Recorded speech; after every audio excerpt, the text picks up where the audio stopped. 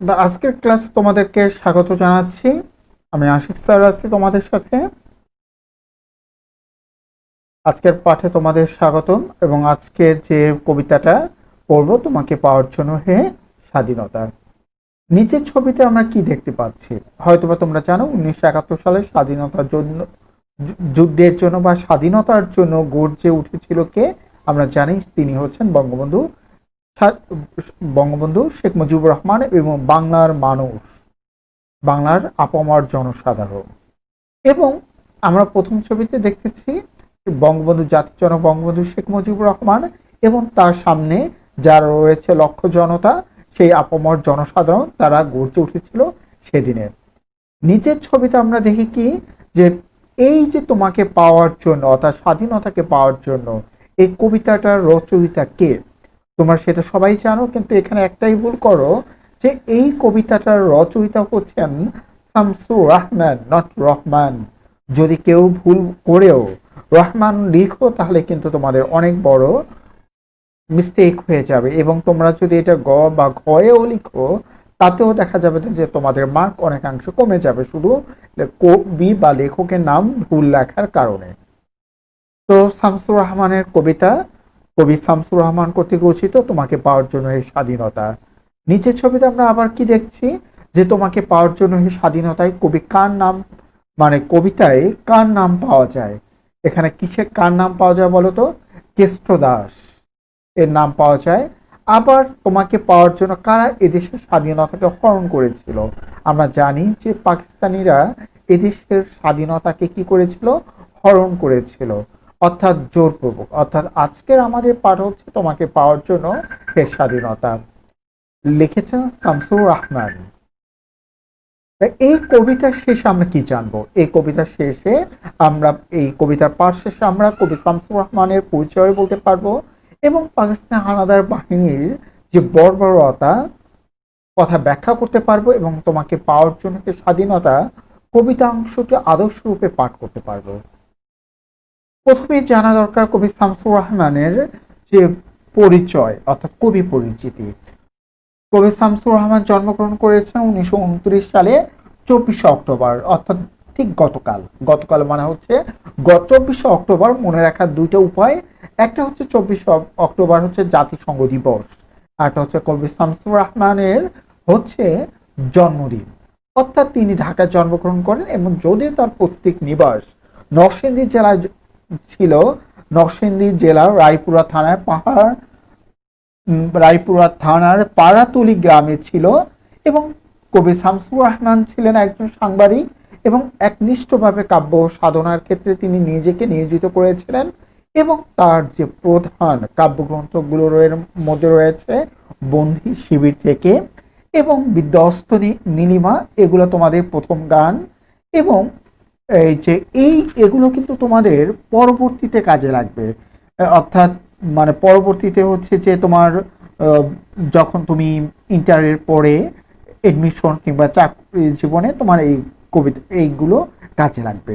বন্দি শিবির থেকে, আবার থেকে না কিন্তু পুরোটাই হচ্ছে বন্দি শিবির থেকে।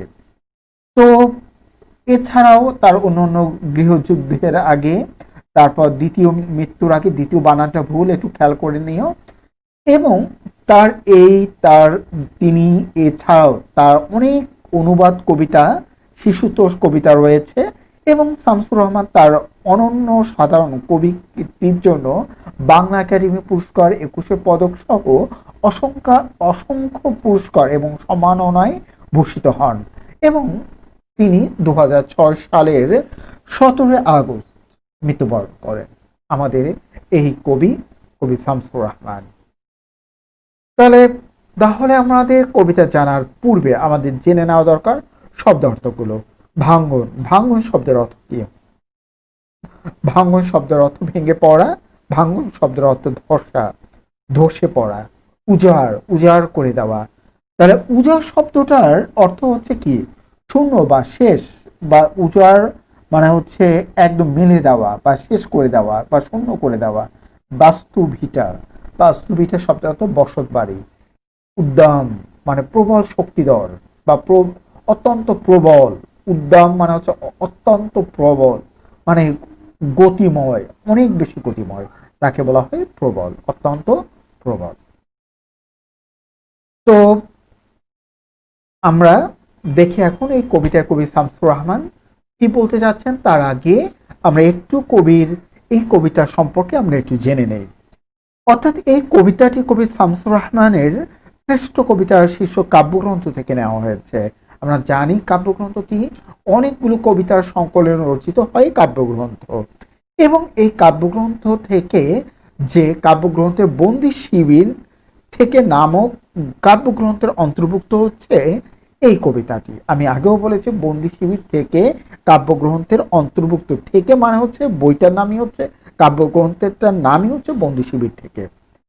অর্থাৎ কবি এখানে বলতে চাচ্ছেন যে স্বাধীনতা শুধুমাত্র একটি শব্দ নয়, এমন একটি অধিকার, একটা অনুভব, যা আমরা জন্মগতভাবে সেই অনুভব অধিকারকে অনুভব করি।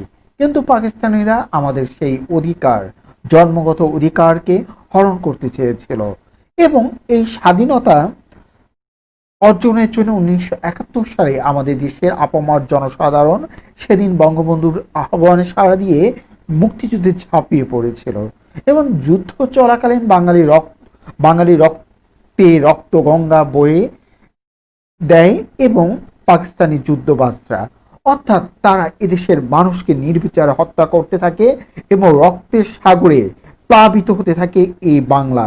আর এই কারণে রক্তগঙ্গা বলতে হচ্ছে রক্তের সাগরে, অর্থাৎ রক্তের নদীতে বয়ে যেতে থাকে এই বাংলা, অর্থাৎ এই বাংলাকে তারা রক্তগঙ্গায় পরিণত করে দিয়েছিল। অর্থাৎ বাংলাদেশের স্বাধীনতার জন্য সকিনা বিবির এর মতো গ্রামীণ নারীর সহায় সম্বল সম্ভ্রম বিসর্জিত হয়েছে, হরিদাসী হয়েছেন স্বামীহারা, নবজাতক হয়েছেন মাতৃপিতৃহারা। এবং পাকিস্তানি হানাদার বাহিনী বাঙালিদের প্রথমে ঢাকায় আক্রমণ করেন। কোথায় আক্রমণ করেছিল বলতে পারো? ছাত্রাবাস আক্রমণ করেছিল, পুলিশের যে পুলিশের যে লাইনগুলো আক্রমণ করেছিল, এবং এভাবে তারা কি করেছিল, এবং পুলিশ লাইন ঢাকার যে রাজারবাগ আক্রমণ করেছিল। এভাবে ঢাকার শহরে থেকে শুরু করে বাংলার বড় বড় শহরগুলোতে তারা এক নাগাড়ে আক্রমণ চালিয়েছিল, এবং বিশেষ করে ছাত্রাবাসগুলোকে আক্রমণ করে ছাত্রদের হত্যা করে নির্বিচারে, শহরের বুকে আগ্নেয়াস্ত্র নিয়ে হত্যাযজ্ঞ চালায়। এবং আমরা একটা ছবি দেখতে পাই, তোমরা দেখতে পাবা, রিকশায় একজন মৃত শুয়ে আছে রিক্সা চালক, এটা হচ্ছে শাহবাগে অবস্থিত, সেই সময় হাইকোর্ট থেকে রিক্সা চালক। অর্থাৎ এভাবে তারা কি করেছিল, শহরের বুকে আগ্নেয়াস্ত্র নিয়ে গণহত্যা চালিয়েছিল। শুধু শহরের বুকে নয়, আমরা দেখতে পাই পুড়িয়ে দেয় গ্রাম, পুড়িয়ে দেয় শহরের লোকালয়, এবং এই যে তাদের হত্যাযজ্ঞ দেখে প্রাকৃতিক ভাবে প্রতিবাদ উঠে পশুর কণ্ঠেও, আত্মনাদ করে কুকুরও। মুক্তির যুদ্ধে শ্রমিক, কৃষক, জেলে, রিকশাওয়ালা প্রমুখ সাধারণ মানুষ আত্মত্যাগ করে, এবং দগ্ধ হওয়া লোকালয়ে প্রবীণ বাঙালির আলোকিত চোখে চেয়ে থাকে। সেই সঙ্গে নবীন রক্তে প্রাণ স্পন্দন ও আশা জেগে থাকতে দেখে কবি মুক্তিযুদ্ধ চলাকালে দৃঢ়তার সঙ্গে উচ্চারণ করেন, এত আত্মত্যাগ যার উদ্দেশ্য, সেই স্বাধীনতাকে বাঙালি একদিন ছিনিয়ে আনবে। অর্থাৎ বাঙালির এই জয়, স্বাধীনতার সূর্যকে ছিনিয়ে আনার যে প্রয়াস, তা অবিসম্ভাবী। এই কথাই অর্থাৎ বাঙালির জয় হচ্ছে অবিসম্ভাবী, এই কথাই দীপ্ত কণ্ঠে কবি উচ্চারণ করতে থাকেন। আসো আমরা এখন কবিতার আলোকে কবিতাটি আবৃত্তি করছি, এবং সেই সাথে প্রতিটি চরণ আমরা ব্যাখ্যা করছি। তোমাকে পাওয়ার জন্য হে স্বাধীনতা, শামসুর রহমান। তোমাকে পাওয়ার জন্য হে স্বাধীনতা, এটাও স্বাধীনতার জন্য, স্বাধীনতাকে উদ্দেশ্য করে বলছেন কবি। তোমাকে পাওয়ার জন্য আর কতবার ভাসতে হবে রক্ত গঙ্গায়, অর্থাৎ তোমাকে পাওয়ার জন্য আমাদের আর কত রক্তদান করতে হবে, রক্ত বিসর্জন করতে হবে। কারণ আমরা সে 1952 সাল, 58 সালে সামরিক আইন জারি, 62 শিক্ষা আন্দোলন, 66 6 দফা, 69 গণ অভ্যুত্থান, 70 নির্বাচন, প্রত্যেকটা পরতে পরতে স্বাধীনতার জন্য এদেশের মানুষ কি করেছে, নিজেকে আত্মত্যাগ করেছে, বিসর্জন দিয়েছে। অর্থাৎ এই কারণে রক্তদান করেছে, এই কারণে কবি কণ্ঠ উচ্চারিত হয়েছে। আর কতবার ভাসতে হবে রক্ত গঙ্গায়, আর কতবার দেখতে হবে খান্ডব দাহন। এখানে এই খান্ডব দাহন শব্দটা কেন ব্যবহার করা হয়েছে? মূলত খান্ডব বন দাহন করা, পুড়ে ছারখার করে দেওয়া অর্থে এই শব্দটা ব্যবহার করা হয়েছে। অর্থাৎ এটা একটা খান্ডব দাহন, এই শব্দটা মূলত মহাভারতের একটি গল্প থেকে এসেছে। সেতকী নামে এক রাজা নিরন্তর যজ্ঞ করতেন এবং শেষ 12 বছর দুর্বাসা ও যজ্ঞ শেষ করেন। নিরন্তর ঘি খেয়ে অগ্নির খিদে চলে যায়। অগ্নি প্রতিকারের জন্য ভ্রমার কাছে গেলে তিনি খান্ডব বনের সব পুড়িয়ে খাওয়ার নিদান দিলেন। তিনি অগ্নিকে বললেন, এতদিনের যজ্ঞে ভালো সব ফল ঘি খেয়েছো, এবং ব্যাং বিচ্ছু খাও। কিন্তু সে কাজে বাধা হলো সেখানকার তক্ষক থেকে শুরু করে হাতি সবাই। তখন তখন অগ্নিদেব খান্ডব বন দাহন করতে কৃষ্ণ ও অর্জুনের সাহায্য চাইলেন। কৃষ্ণ অর্জুন দুই রথে আরোহণ করে অগ্নি খান্ডব বন দগ্ধ করতে লাগলেন। পশু পাখি চিৎকার করে পালাতে লাগলো, কিন্তু অর্জুনের বাণে কোনো প্রাণী নিস্তার পেল না। ইন্দ্র ব্রজ নিয়ে খান্ডব বন রক্ষায় এগিয়ে এলো, আর অন্যান্য দেবগণ নিজ নিজ অস্ত্র নিয়ে এলেন। ইন্দ্র মন্দর পর্বতের একটি বিশাল শৃঙ্খ তুলে অর্জুনের দিকে নিক্ষেপ করলেন। আবার বলছি, ইন্দ্র মন্দর পর্বতের একটি বিশাল শৃঙ্খ তুলে অর্জুনের দিকে নিক্ষেপ করলেন। অর্জুনের বাণে পর্বত শৃঙ্খ সহস্র খণ্ড হয়ে খান্ডব বনে পড়ল। পরে অসংখ্য প্রাণী নিহত হলো। ইন্দ্রাদি দেবগণের পরাজয়ে অগ্নি 15 দিন ধরে খান্ডব বন দগ্ধ হলো, কেউ জীবিত রইল না। সব কিছু এই মহাভারতে এই খান্ডব দাহ পর্ব এভাবে বর্ণনা করা হয়েছে। অর্থাৎ এই কাহিনী আমরা পড়েছি কিন্তু দেখিনি। অর্থাৎ এই বন নয়, এই বনের মধ্য দিয়ে সেদিন যেরকম বন মানুষ প্রাণী জীবজন্তু সবকিছু ছারখার হয়ে গিয়েছিল, ঠিক তেমনি স্বাধীনতা যুদ্ধে ওই পশ্চিমা হানাদার গোষ্ঠীর আক্রমণে এবং তাদের নির্যাতনের ফলে এই দেশ পুড়ে পুড়ে ছারখার হয়ে গিয়েছিল। অর্থাৎ সেই অর্থেই ব্যবহার করা হয়েছে এই খান্ডব বন। তুমি আসবে, অর্থাৎ সেই সময় যে খান্ডব বন দাহন করতে যে তাণ্ডব লীলা চালানো হয়েছিল, সেই তাণ্ডব লীলার সাথে পশ্চিমা হানাদার গোষ্ঠীর এদেশের নিরীহ মানুষের উপর যে তাণ্ডব লীলার সেটা কম্পেয়ার অর্থে, তুলনামূলক অর্থে এই খান্ডব দাহন শব্দটা ব্যবহার করা হয়েছে। তুমি আসবে বলে হে স্বাধীনতা, সাকিনা বিবির কপাল ভাঙল, সিঁধির সিঁদুর মুছে গেল হরিদাসের। অর্থাৎ এখানে এই শব্দ দ্বারা কি বোঝানো হয়েছে? যে স্বাধীনতা আসবে, এই কারণে সাকিনা বিবির কপাল ভাঙল।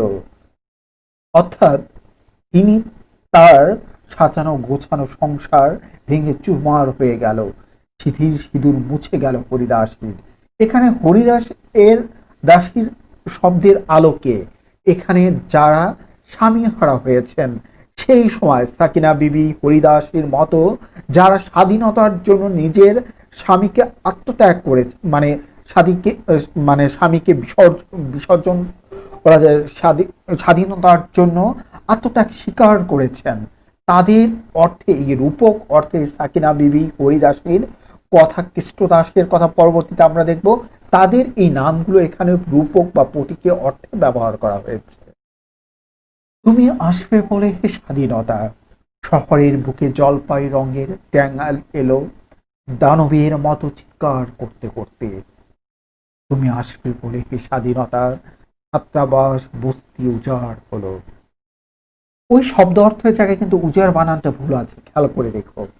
অর্থাৎ শহরের বুকে জলপাই রঙের ট্যাঙ্গেল মানে হচ্ছে এই যে পশ্চিমা হানাদার গোষ্ঠী এই ঢাকা রাজপথ বাংলার যত শহর সেখানে ট্যাঙ্ক নামিয়ে তাণ্ডব লীলা চালাতে লাগলো দানবের মতো।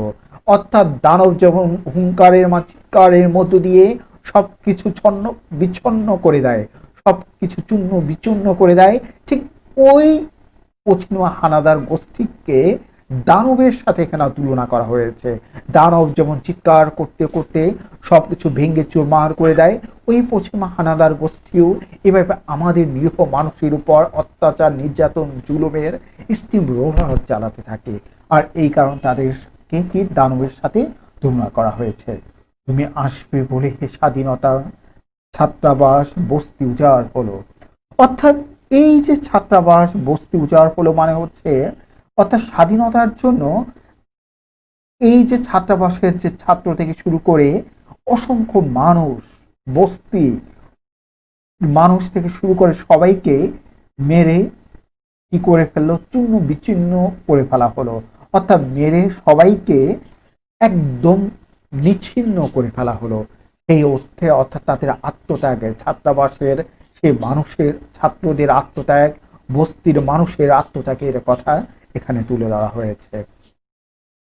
এরপর দেখো কি বলছেন, দেখো রিকয়েললেস রাইফেল আর মেশিন গান খুই ফোটালো যত্র তত্র।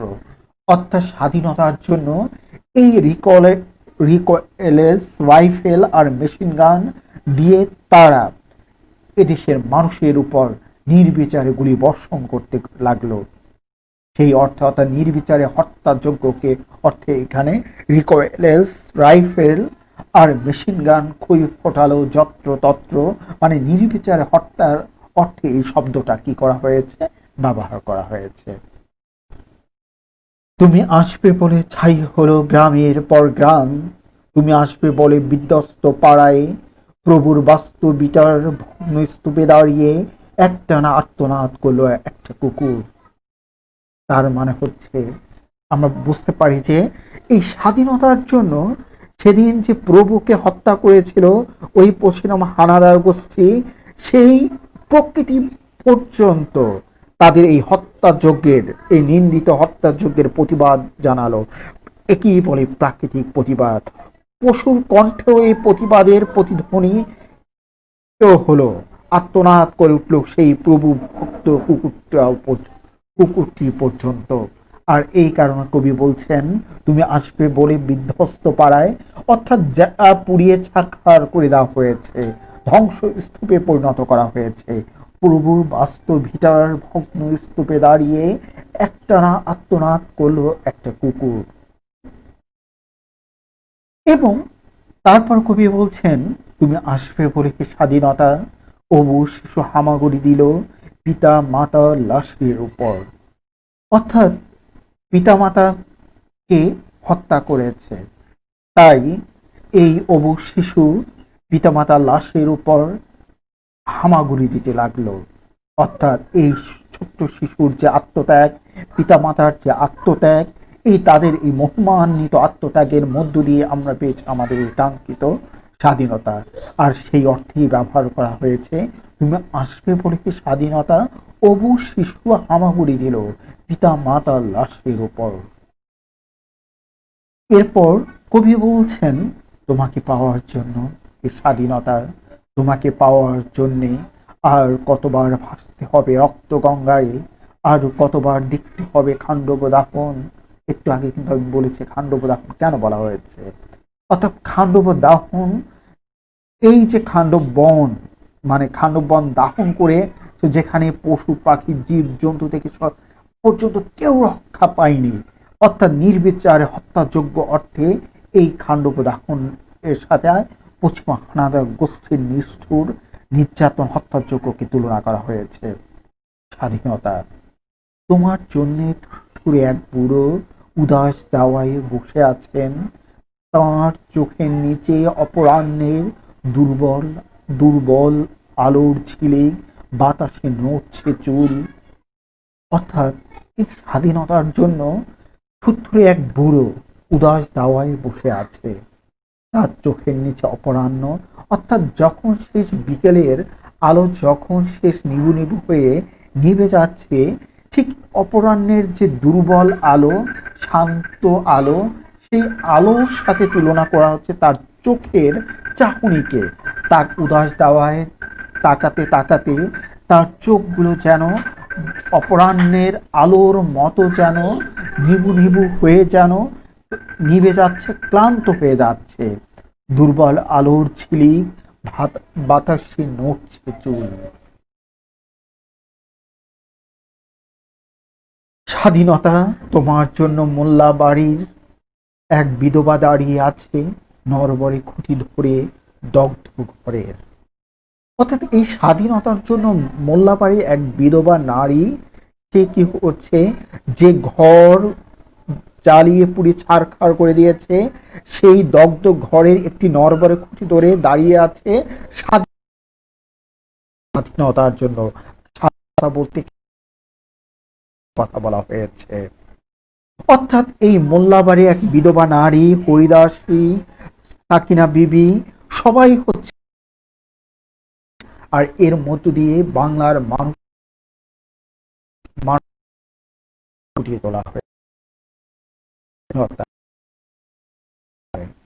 হাড্ডিসার এক অনাথ কিশোরী শূন্য থালা হাতে বসে আছে পথের ধারে।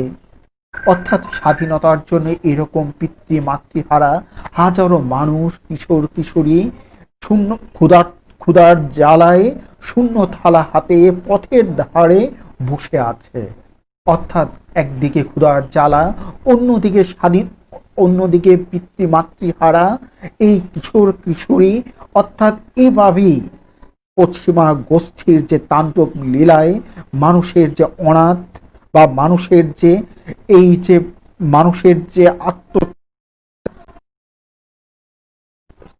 তারই এক দৃশ্যপট ফুটিয়ে তুলেছেন এক অনাথ কিশোরীর শূন্য থালা হাতে এই চরণগুলোর মধ্য দিয়ে। তোমার জন্যে ফকির আলী, শাহবাজপুরের সেই জোয়ান কৃষক কৃষ্ণদাস, জেলে পাড়ার সবচেয়ে সাহসী লোকটা মতলব মিয়া, মেঘনা নদীর দক্ষ মাঝি, গাজী গাজী বলে যে নৌকা চালায় উদ্যম ঝড়ে, রুস্তুম শেখ, ঢাকার রিক্সাওয়ালা, যার ফুসফুস এখন পোকার দখলে, আর রাইফেল কাঁধে বনে জঙ্গলে ঘুরে বেড়ানো সেই তেজি তরুণ, যার পদভারে একটি নতুন পৃথিবীর জন্ম হতে চলেছে। সবাই অধীর প্রতীক্ষা করছে তোমার জন্যে এই স্বাধীনতা।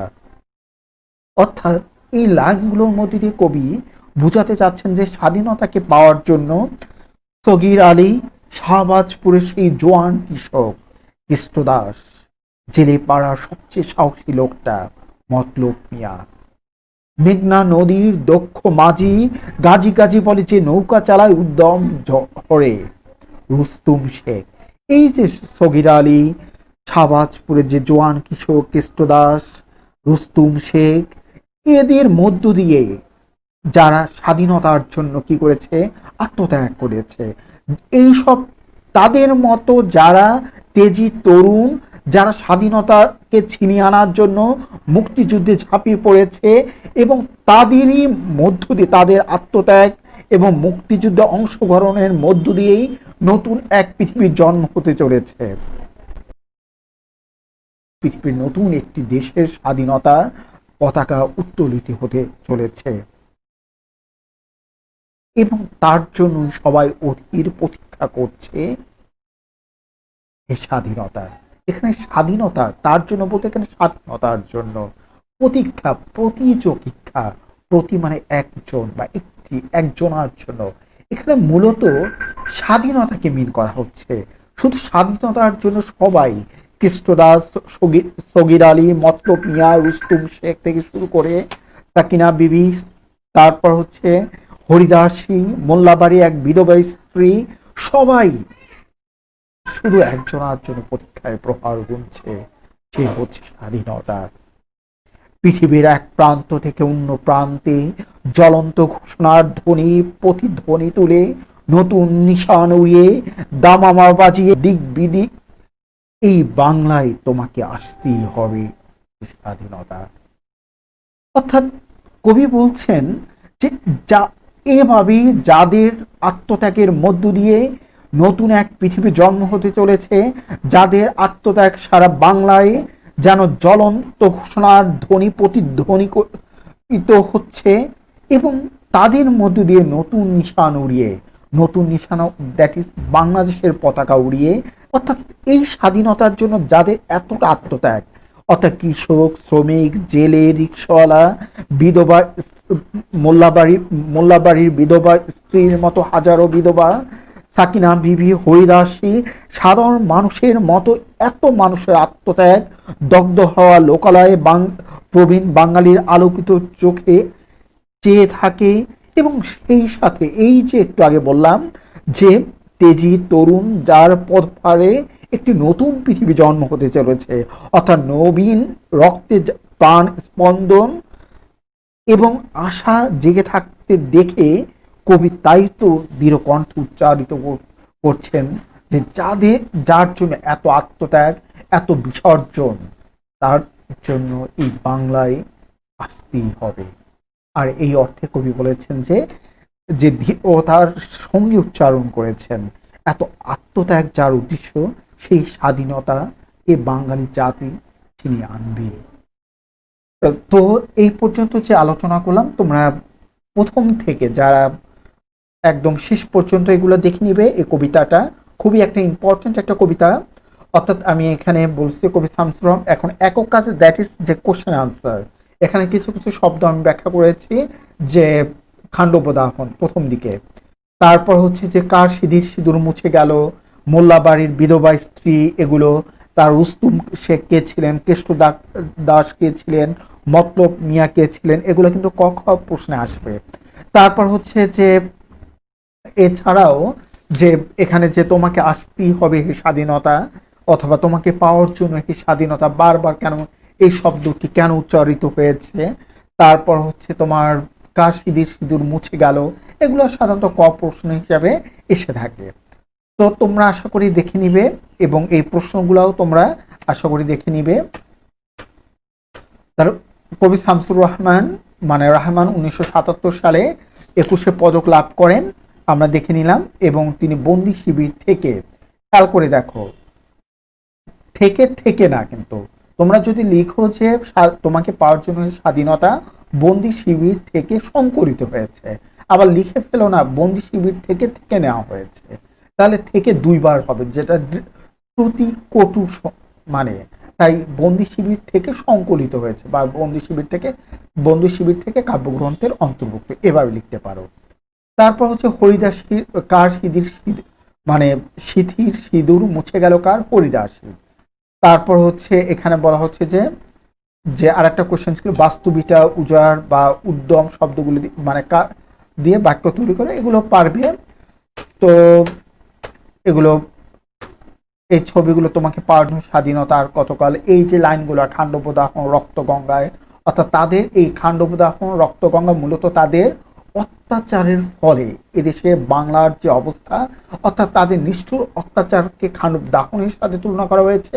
এবং এই যে তার এদেশে নিরীহ মানুষের উপর যে হত্যাযজ্ঞ চালানো হয়েছে, এবং রক্ত স্রোতে যেন বাংলা ভাসছে, সেই অর্থে এই রক্তগঙ্গাকে রক্তগঙ্গা শব্দটি ব্যবহার করা হয়েছে।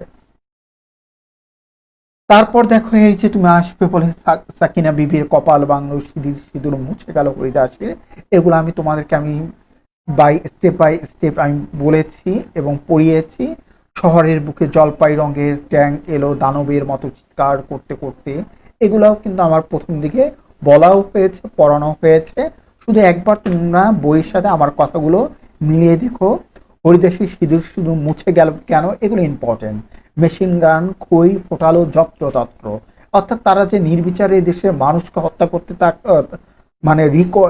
রাইফেল এবং মেশিন গান খই ফোটালো যত্রতত্র, দ্যাট ইজ তারা এদেশের মানুষের উপর যে নির্বিচারে হত্যাযজ্ঞ চালাতে থাকলো, সেই অর্থে এই শব্দটা ব্যবহার করা হলো। হরিদাসীর সিঁদুর সিঁদুর মুছে গেল কেন, তার স্বামীকে হত্যা করেছে কারা, ওই পশ্চিমা হানাদার গোষ্ঠী, সে আত্মত্যাগ করেছে স্বাধীনতার জন্য, আর এই কারণে বিধবা হয়েছে হরিদাসী। আর হিন্দুদের প্রথা অনুযায়ী যখন কেউ বিধবা হয় তখন কি হয়, তার সিঁথির সিঁদুর মুছে ফেলতে হয়, আর এই কারণে এই শব্দটি ব্যবহার করা হলো। তাই হলো গ্রামের পর গ্রাম, এই শব্দটি কেন বলা হয়েছে, এই যে তাদের অত্যাচার থেকে, নির্বিচারে অত্যাচার আগুনে পুড়িয়ে ফেলা থেকে গ্রাম পর্যন্ত তার কি পায়নি, রক্ষা পায়নি। তারা কি করলো, গ্রামের পর গ্রাম সবকিছু জ্বালিয়ে পুড়িয়ে ছারখার করে দিল। আর সেই অর্থে বলা হলো যে ছাই হলো গ্রামের পর গ্রাম। তো এই ছিল আজকের এই পর্যন্ত। অবু শিশু কোথায় হামাগুড়ি দিল, যে এইটা কিন্তু অবু শিশু হামাগুড়ি দিল পিতা মাতার লাশের উপর। সাকিনা বিবির কপাল ভাঙলো কেন? যে কপাল ভাঙলো এই কারণে যে যেহেতু সাকিনা বিবির সংসার ভেঙে গেল, ঘর ভেঙে গেছে, স্বামী হারা হয়েছেন, এই কারণ তার স্বাধীনতার জন্য, এই কারণ তার কপাল ভাঙলো। প্রতীক্ষা শব্দের অর্থকে আমি কিন্তু একটু আগে প্রতীক্ষা, প্রতিযোগিক্ষা, একজন আরেকজন অপেক্ষা। এখানে মূলত প্রতীক্ষা বলতে স্বাধীনতা, মানে স্বাধীনতার জন্য প্রতীক্ষা এই শব্দটি ব্যবহার করা হয়েছে। স্বাধীনতার অর্থে প্রতীক্ষা। প্রতীক্ষা শব্দের অর্থ শুধু একজনের জন্য পরীক্ষা, অর্থাৎ এখানে কার জন্য পরীক্ষা? স্বাধীনতার জন্য। দাওয়াই কে বসেছিল? অবুজ দাওয়ায়। মোল্লাবাড়ির এক বিধবা দাঁড়িয়ে আছে নরবাড়ি খুঁটি ধরে দগ্ধ ঘরের, তার দাওয়াইকে বসে আছে। এটা কিন্তু উদাস দাওয়ায় বসে আছেন, মানে তোমার জন্যে থুরথুরে এক বুড়ো বুড়ো উদাস দাওয়ায় বসে আছেন। তাহলে কি থুরথুরে এক বুড়ো, এগুলা কিন্তু এইভাবে ঠিকই ক বা অবজেক্টিভ হিসাবে এই প্রশ্নগুলো আসবে। তো তোমাকে পাওয়ার জন্য স্বাধীনতা কবিতায় পাকিস্তানি হানাদার বাহিনীর যে বর্বরতা ফুটে উঠেছে তা ব্যাখ্যা করো। এটা কিন্তু তোমাদের পরীক্ষা উচ্চতর দক্ষতায়, তুমি যদি এই প্রশ্নটা পারো তাহলে ঘ এবং ঘ এর উত্তরটা ইনশাল্লাহ ইজিলি দিতে পারবে। এবং সর্বশেষ তোমাদেরকে শুভেচ্ছা জানিয়ে এবং তোমাকে পাওয়ার জন্য স্বাধীনতা কবিতা আলোকে যে মুক্তিযুদ্ধ চলাকালীন হানাদার বাহিনীর যে অমানবিক অত্যাচারের যে স্বরূপ ফুটে তোলা হয়েছে কবিতার আলোকে, তা কি করো, ব্যাখ্যা করো। এইটা এবং আগের প্রশ্ন, এই দুইটাই তোমাদের কাজে লাগবে উচ্চতর এবং প্রয়োগমূলক প্রশ্নের মধ্য দিয়ে। সুতরাং আশা করি আজকের কবিতাটা আজকের মধ্যে পড়ার মধ্য দিয়ে, শেষ করার মধ্য দিয়ে তোমরা একটা ইম্পর্টেন্ট একটা যেমন তোমাকে পাওয়ার জন্য স্বাধীনতা, আমার পরিচয়, তারপর হচ্ছে স্বাধীনতা শব্দটি কিভাবে আমাদের হলো, এই তিনটা হচ্ছে খুবই মোস্ট ইম্পর্টেন্ট। এই তিনটা থেকে মূলত একটা সাধারণত থাকে। সুতরাং আমি আশা করি এই তিনটা কবিতা ভালো করে পড়বে, তাহলে ইনশাল্লাহ হয়তোবা এক জানা সেই সাথে পরীক্ষা ভালো করার জন্য তোমাদের জন্য যথেষ্ট ভূমিকা পালন করবে।